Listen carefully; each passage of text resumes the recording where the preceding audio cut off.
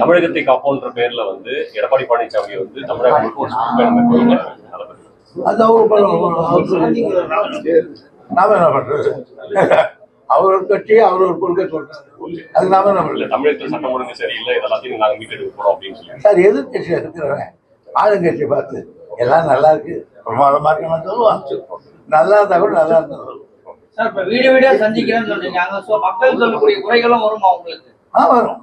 அதை கேட்பீங்களா? கேட்போம். சார் இப்போ திமுக வந்து பழம்பெரும் கட்சி, பலமுறை ஆட்சியில் இருந்திருக்கீங்க, 3-4 தலைமுறை இருந்திருக்கீங்க. இன்னைக்கு வந்து ஓரணியில் தமிழ்நாடுன்றது அவசியமா தேவைப்படுது சார் மக்களை சந்திக்கிறதுக்காக. ஏன்னா பல ஸ்கீம்ஸ் இருக்குது. ஒரு திமுக நீண்ட பாரம்பரியம் உள்ள கட்சி என்ற காரணத்தால் தான் இப்படிப்பட்ட பொறுப்புள்ள வேலைகளை எல்லாம் செய்ய வேண்டும், இதற்கு இணைந்து இருக்க வேண்டும் சொல்லியிருக்கோம். ஒரு தத்துவம்